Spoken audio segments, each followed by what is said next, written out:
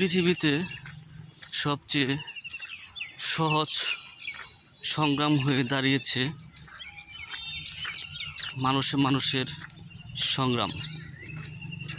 মানুষের প্রতি মানুষ সহজেই যে কোনোভাবেই সংগ্রাম করতে পারে, কোনো বাধা নেই। কেন বললাম কথাটা? আপনি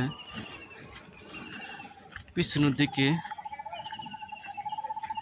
তাকিয়ে দেখেন যে কিভাবে মানুষের প্রতি হানাহানি করে যাচ্ছে কোনো দয়া মহব্বত ছাড়াই।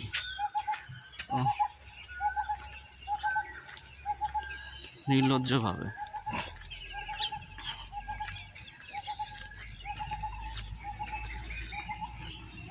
কারণ জাতিগত ভেদে পৃথিবীতেই মানুষের সংগ্রাম হয়েছে। তাই বললাম যে পৃথিবীতে সবচেয়ে সহজ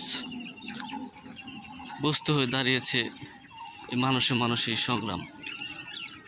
না হলে কথাটা আমি বলতাম না।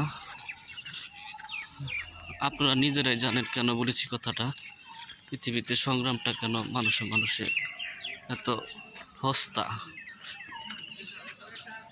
নিজেরাই বুঝতে পারবেন।